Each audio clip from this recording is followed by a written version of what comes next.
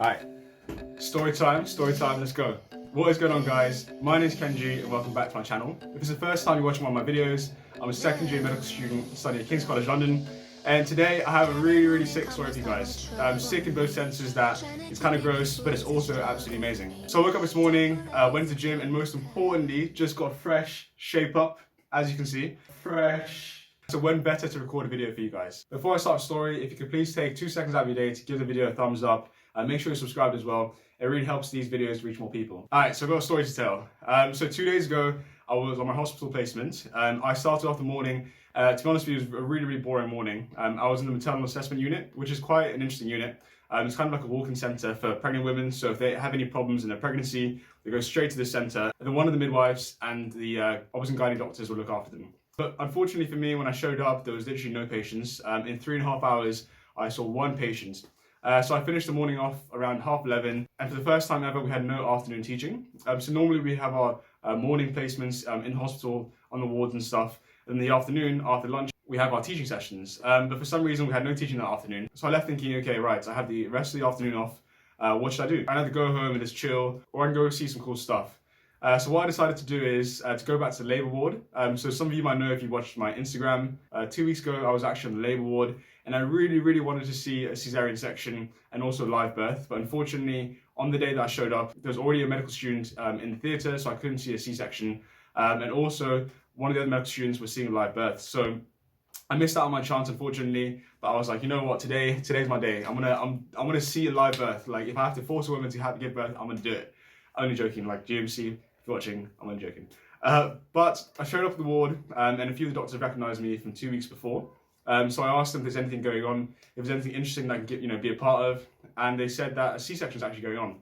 So the doctors I shadowed 2 weeks ago invited me to join him in theatre, and he actually asked me to be the surgical assistant, which is huge. Like, the surgical assistant is normally the person who's assisting a surgeon. So I was like, why the hell not? So I went over to the the prep station. I got prepped. I got in, got into my scrubs, and I asked them to show me how to do it because it's been around 2 months since I last scrubbed up. And scrubbing up is a huge process. You can't touch anything. You need to be completely aseptic when going for the actual surgery. So I turn up to the table. I say hi to the mother. Obviously she's awake because it's not under general anesthesia. I say hi to the dad, introduce myself, and then I go over to the operating table.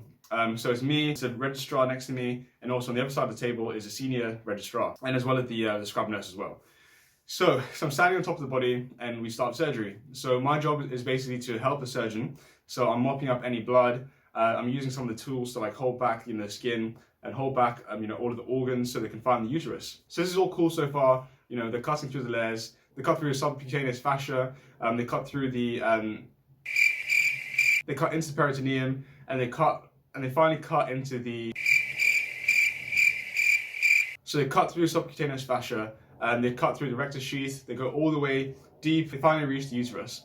So they cut open the uterus. There's a bit of bleeding going on as well. And as soon as they cut open the uterus, you can kind of see the amniotic sac kind of pop through. And looking at the amniotic sac, you can see all the fluid moving around. So I was like, all right, the baby's there. The baby's about to come out. Get ready. So I'm basically holding back all of the skin and stuff and all the fascia with one of these tools. So my hand is literally right below the uterus. And the surgeon makes a cut through the amniotic sac, and literally I get absolutely baptized in this baby's amniotic fluid. And I kind of jump back. I hope the surgeons didn't see me. I don't think they did. I kind of jump back because I'm like, whoa, I didn't expect all of this fluid to come gushing out of me. But I keep my cool, keep my calm. And the surgeon literally puts his hand inside the uterus and just pulls out this baby by its hand. And I'm like, what the hell? Literally right in front of me is this baby that's just come out of this woman. And I'm like, what is going on? So they do that. They pass it on to the midwife, and the midwife takes care of the baby. And then we proceed to actually close up this woman. So they start with the suturing, which is basically stitching. They start with suturing, they close the woman up, and we finally get close to surface. And the senior registrar calls me to his side, and he says to me, come around the table, it's your turn to finally suture this patient up. So I get close to the table, and they're like, because you're here in your own time, because you're not here just for signature, we actually want to give you this opportunity to suture. And I was like, what? This is insane.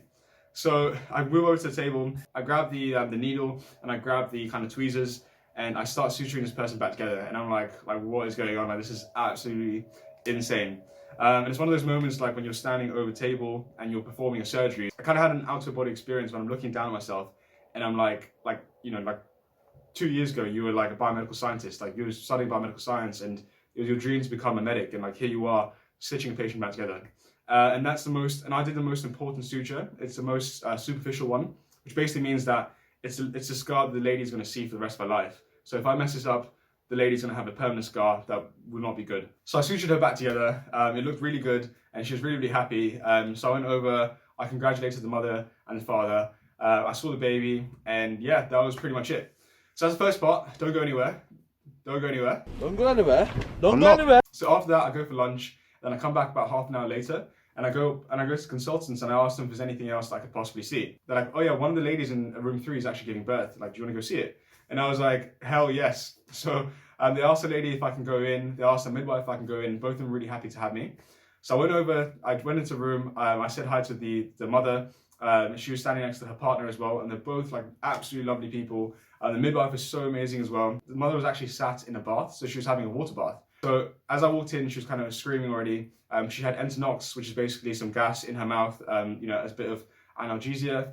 And she kind of like waved. I said hi like really awkwardly because she was screaming, and she kind of just like waved at me. And then a few minutes later, the contraction went away, and she actually stopped and had like a full conversation with me. We had a long chat, lovely woman, and it went on for about 2 hours. And then after 2 hours, she really needed the toilet, so she went to the toilet. And as she was in the toilet, she started screaming. So we went over, and she was like, the baby's coming, like I cannot make it back to this bath. So we try to help her walk from the toilet up until the bath, but she literally can't make it there. So we rush her to the bed. She gets onto the bed, onto like all fours, facing forward.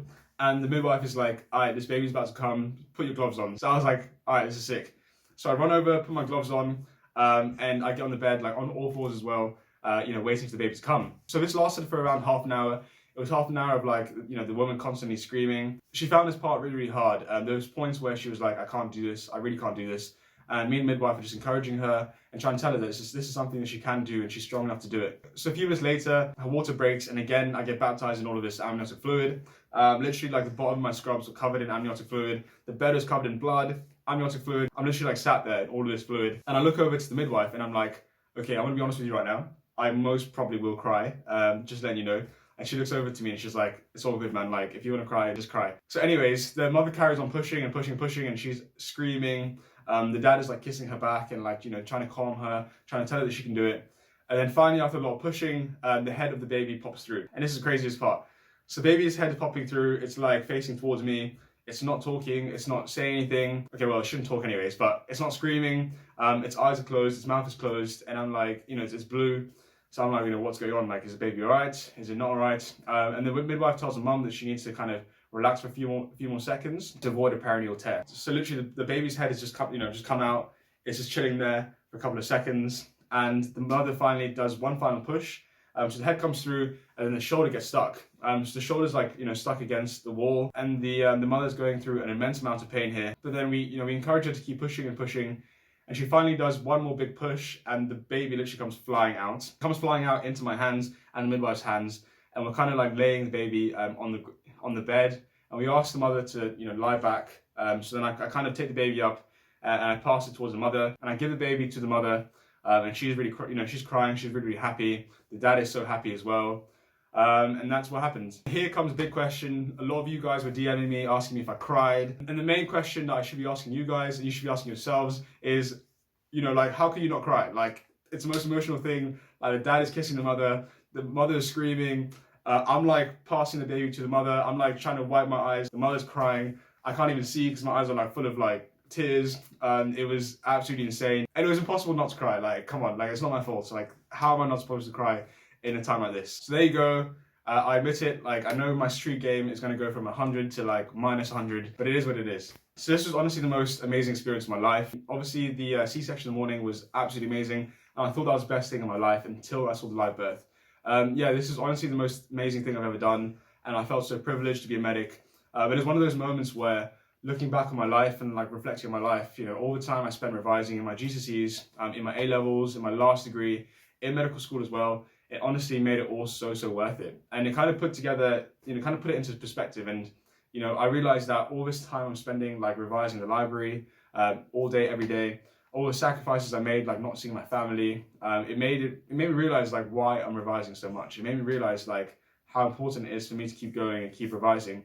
So one day I can be a doctor and I can do stuff like this as well. So I said thank you to the midwife, I said thank you to the family, I gave them all hugs and stuff. And I said to the midwife, like, thank you so much for this gift you've given me, because I honestly think that there's a chance that I might become an obs and gynae doctor. I said thank you to the family, and I thank them so much for the opportunity they gave me to be a part of their baby's life. You know, it's a huge thing to be a medic, and it's a huge responsibility. And for the mother to like let me in to watch that, to actually help deliver her baby, like the most precious gift in her life, was absolutely insane. And I was just so thankful to be where I am, and to be the first person in the whole entire world to touch this baby, to look at this baby, to hold the baby, was like the most humbling experience of my life, and it was just absolutely amazing. I can't describe it in words. Like, how many people on this earth can say that they helped deliver a baby? Like, how many people can say that they sutured up a woman? It's such a rare thing, and it's such a blessing to be able to do.